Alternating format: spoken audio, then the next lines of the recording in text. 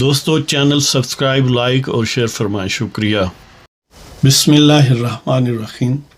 الحمدللہ رب العالمین والصلاة والسلام علی خاتم النبیین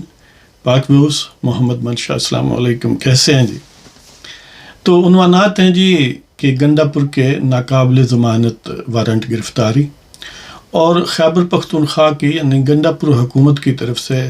پنجاب حکومت سے نیازی قذاب کی حوالگی کا مطالبہ، اور اس کے علاوہ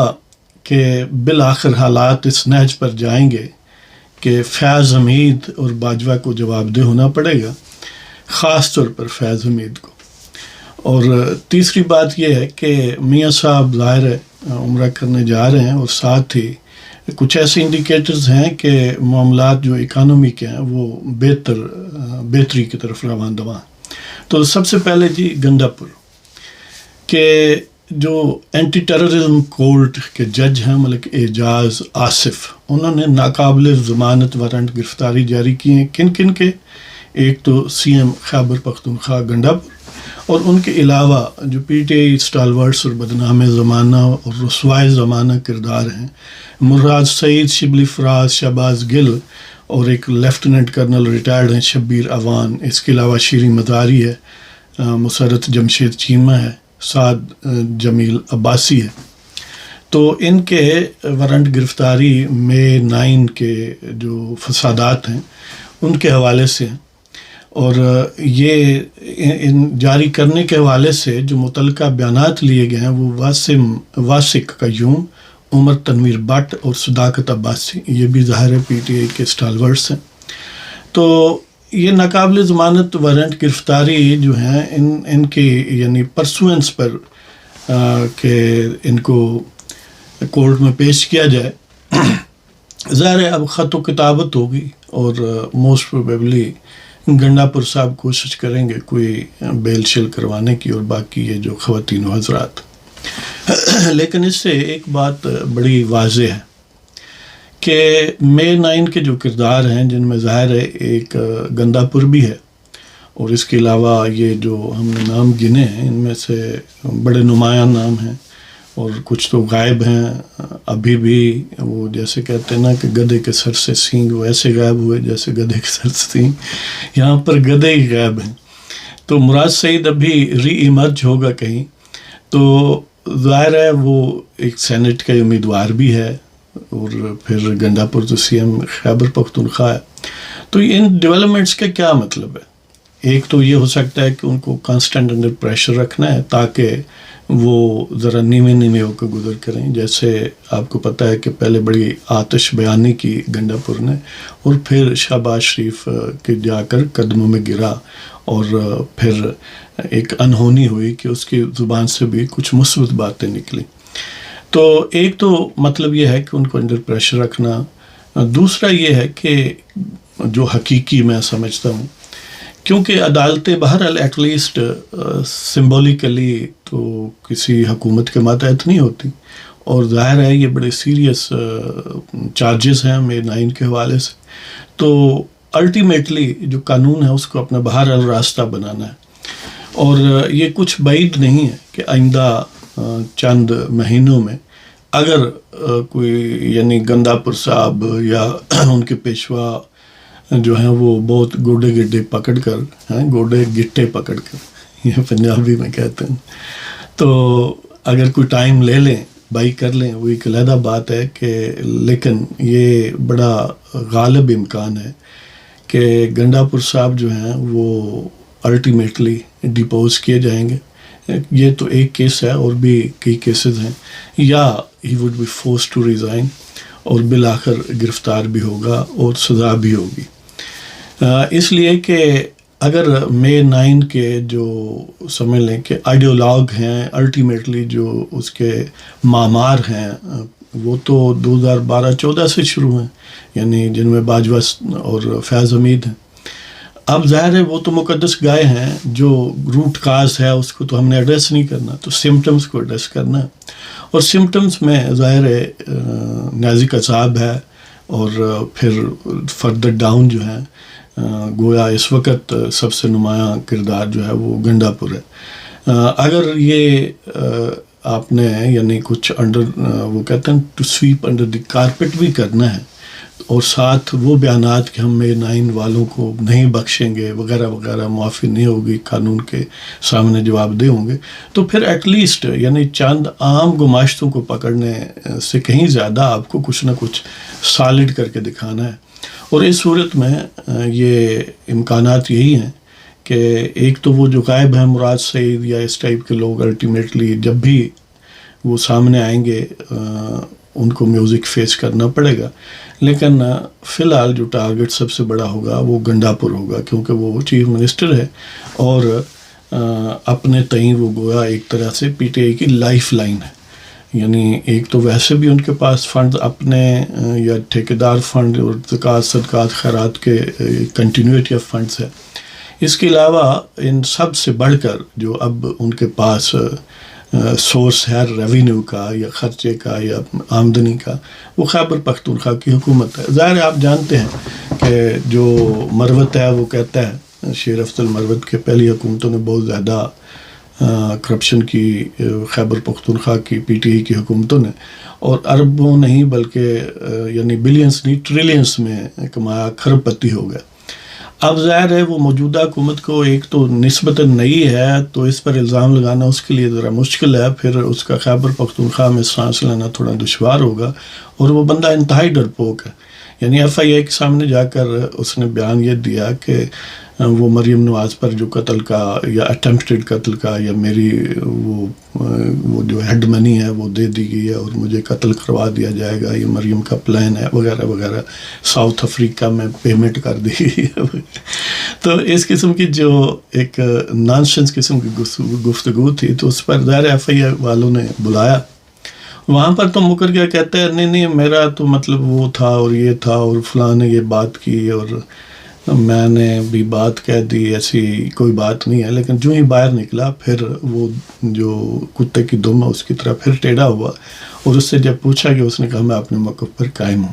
یعنی یہ لوگ انسان نما کوئی اور چیز ہیں، ان کو انسانی طریقے سے بہرحال مہذب طریقے سے نہیں کسی راہ پر بھی لایا جا سکتا۔ ان کو انہی طرح کے ہتھ کنڈے جو ہیں وہ الٹیمیٹلی استعمال حکومت کو کرنے پڑیں گے۔ تو بہرحال یہ ہے کہ یہ جو گنڈا پور کی بیل ہے وہ منڈے چڑھتی دکھائی نہیں دیتی۔ یہ ایک تو اس کی مینٹیلٹی اور اس کا سٹائل ہی ایسا ہے کہ الٹیمیٹلی اس نے کریش ہونا ہے، اور دوسرا پہلے ہی کریش کے سارے اسباب موجود ہیں۔ یعنی اب یہ ان اریسٹ وارنٹ سے الٹیمیٹلی کوئی چیز نکلتی ہے یا یہ سمرنگ رہتے ہیں اور بالآخر چند مہینوں کے بعد اس کا پتہ کاٹا جاتا ہے۔ تو دیکھتے ہیں، یہ ٹائم بتائے گا۔ اب دوسرا یہ ہے کہ فیض حمید اور جو باجوہ ہے اس کے متعلق میں گوئیاں ظاہر ہے، کیونکہ انہیں اصل جو مجرم ہیں جنہوں نے پاکستان کو نقصان پہنچایا، اور over a long span of time, سمجھ لیں کہ کم و بیش یہ پچھلے 2 سال نکال کے باقی، اور 2 سال میں بھی بڑی حد تک ان کا کردار بیہائنڈ دی سین رہا ہے، تو اس سے پہلے 10-12 سال تو گویا انہوں نے ہی پاکستان کا ستیہ ناش کیا، اور ان کے پیشرو راحیل شریف نے، باقی تو آگزیلیری رول ہے ان لوگوں کا۔ تو اب یہ باتیں کہ ایک تو دیکھیں فیض حمید کا بھائی گرفتار ہوا، اب ظاہر ہے ایک نارمل سرکمسٹانسز میں ریٹائرڈ ڈی جی آئی جو بہت زیادہ عرصہ نہیں ہوا ریٹائرڈ ہوا ہے، اور پھر وہ بڑا بدماش اور ڈکیٹ ٹائپ آدمی جس سے کسی قسم کی ضمیر کی خلش یا قانون قاعدہ یا کوئی حب الوطنی اس قسم کے یعنی کوئی عوامر مانے نہیں ہیں اپنی اس کی کتیاپا یا یوتھیاپا کو ایگزیکیوٹ کرنے میں، تو اس کا اگر سگا بھائی جس کا کہ اصل میں تو وہ جو اس نے کرپشن کی ہے یا جو کچھ لوٹا ہے وہ بنیادی طور پر تو فیس تھا، وہ انڈیکس تھا فیض حمید کا، تو اگر اس کو گرفتار کیا گیا ہے اور اس کو پروسیکیوٹ کیا جا رہا ہے، تو اس کا مطلب یہ ہے کہ فیض حمید کا الٹیمیٹلی وہ معاملہ لنک ہوگا۔ اگر وہ مے 9 یا باقی چیزیں یا اس سے پہلے والی شرارتیں نہ بھی ہوں، یہی براستہ نجف حمید جو اس کا بھائی ہے وہ لنک ضرور ہوگا اور الٹیمیٹلی اس کو کٹہرے میں لایا جائے گا۔ اب یہ کب لایا جائے گا ظاہر ہے یہ ٹائم ول ٹیل. اور خواجہ آصف کے حوالے سے یہ جو سرکولیٹ چیزیں کر رہی ہیں کہ وہ کہتا ہے کہ ہم قرارداد پیش کریں گے پارلیمنٹ میں، ان کو بلایا جائے وغیرہ وغیرہ، یعنی یہ جو وہ دھواں سا اٹھ رہا ہے نا، الٹیمیٹلی یہ لڑائی ہوگی. لڑائی سے مراد یہ نہیں ہے کہ نیسیسریلی جو اس وقت اسٹیبلشمنٹ اور جو اس وقت حکومت ان کے آپس میں ہو، یعنی جو یہ سابق انٹرینچڈ لوٹرز تھے فیض حمید اور باجوہ کی صورت میں، ان کے ساتھ موجودہ حکومت کا بہرحال معاملہ جو ہے وہ کلیش کی طرف جائے گا. اب ظاہر ہے یہ کوئی امیڈیٹ بات نہیں ہے، یہ ایک خاصا سٹریچڈ معاملہ ہوگا، اور خصوصاً یہ ایک فیصلہ کن پوائنٹ آئے گا جب موجودہ جو آرمی چیف ہیں ان کی ریٹائرمنٹ کا ٹائم آئے گا، ان کے 3 سال پورے ہوں گے، اور اگر موجودہ حکومت جس کا کہ بہت حد تک امکان ہے کہ وہ ان کو ایکسٹینشن نہ دے گی،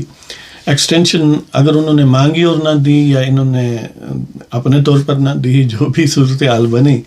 اگر کوئی اس سے نیکسٹ آرمی چیف آئے گا تو یہی امکان ہے کہ پھر جو فیض حمید ہے اور باجوہ جو ہیں انہیں الٹیمیٹلی کہیں نہ کہیں عدالت کا منہ دیکھنا پڑے گا، جیسے مشرف کے ساتھ ہوا تھا. اب جو مشرف کے عدالت میں لائے جانے کے خلاف مزاحمت تھی، ظاہر ہے وہ کی گئی اس وقت کی اسٹیبلشمنٹ کی طرف سے، لیکن وہ صرف سے سکسیڈ نہیں ہوئی. وہ اب آج بھی کنوکٹ ہے، اسے پھر بھی پاکستان میں وہ نہیں اس انداز سے رہ سکا، اور نہ ہی واپس آ کے پولیٹیکل لائف کو انجوائے کر سکا اپنے اس کلاؤٹ کو. تو یہ ایک سمجھ لیں کہ جیسے 2 بہت بڑے باکسر ہوں اور دونوں پانچ ایک دوسرے کو کریں اور وہ نیم جان ہو کر گر جائیں. تو یہ بھی نہیں کہا جا سکتا کہ اس وقت کی حکومت، ظاہر ہے انہوں نے بھی بہت کچھ لوز کیا، وہ کارروائی کر کے نواز شریف کی حکومت کی نائل ہوئے وغیرہ وغیرہ، لیکن اس کے ساتھ یہ ہے کہ وہ جو کنوکٹ ہے، جو اصل مجرم تھا، وہ بھی بالکل اسکاٹ فری نہیں ہوا. اس کی بھی اسکین ٹوٹل جو ہے وہ سیف نہیں ہوئی، اس کو بھی نقصان ہوا. تو اب ظاہر ہے یہ اس ایکسپیرینس کو بھی یوٹیلائز کیا جائے گا، اور گویا اعصاب جو ہیں اب پہلے سے کہیں زیادہ مضبوط ہوں گے. تو دیکھتے ہیں کہ یہ دن کب آئے گا، اور یہ دن جب بھی آئے گا یقین کریں، اگرچہ وقتی طور پر ہمیں لگتا ہے کہ اس سے یعنی کوئی انسٹیبلٹی کا ایلیمنٹ، لیکن انسٹیبلٹی کو فار ایور ختم کرنے کا نسخہ ہی یہی ہے کہ پہلے باجوہ اور فیض حمید کو they should be drag to the court.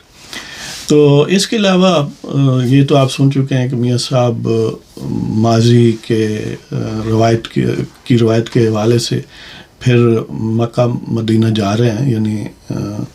عمرہ کرنے جا رہے ہیں، اور موسٹ پروبیبلی ساتھ مریم نواز اور ان کے بیٹے جو ریسنٹلی ان کیسز میں آون فیلڈ عزیزیہ فلیگ شپ وغیرہ میں بری ہوئے ہیں، حسن اور حسین، وہ بھی ساتھ ہوں گے. تو یعنی گویا اب ان کے لیے ایک نارمل زندگی جو پہلے ہونی چاہیے تھی اس والے سے معاملات جو ہیں وہ تکمیل کو پہنچے ہیں. اس کے علاوہ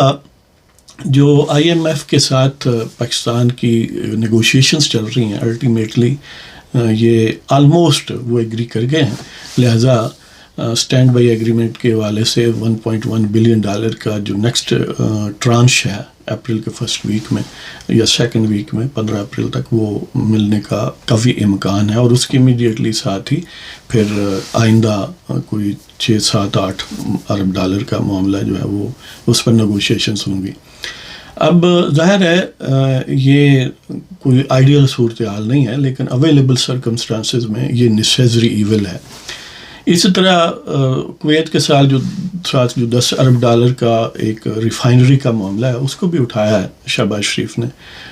وہ بھی اگر فروٹفل ہو جائے تو بڑی بات ہے. اور شہباز شریف کی اسپیشلی سی پیک کے حوالے سے چین نے باقاعدہ تعریف کی ہے. تو ظاہر ہے اس کا مطلب یہ ہے کہ معاملات بڑی حد تک جو ہیں اکانومی کے وہ بہت جو کرائسس والی سچویشن تھی اس سے آلموسٹ باہر نکل آئے ہیں، اور یہ ایک بہت اچھا شگون ہے. یعنی جو پولیٹیکل اسٹیبلٹی ہے وہ automatic that leads to economic stability, اور اگر پولیٹیکل اسٹیبلٹی نہ ہو تو اکنامک اسٹیبلٹی ایلوسیو چیز ہے، وہ کبھی حاصل نہیں ہو سکتی. محض یعنی اس کی کوششیں ہو سکتی ہیں لیکن وہ فروٹفل نہیں ہوتی. تو بہرحال یہ صورتحال ہے جی. اللہ تعالیٰ پاکستان کو ہمیشہ قائم آباد اور شاد رکھے اور آپ لوگ بھی ہمیشہ خوش رہیں۔ اگر آپ کو پروگرام پسند ہو تو اپنا دوستوں کے ساتھ شیئر کریں اور سبسکرائب کریں، ہو سکے تو ممبر بھی بنیں۔ جی تو اجازت چاہتا ہوں جناب، پاکستان زندہ باد، خدا حافظ۔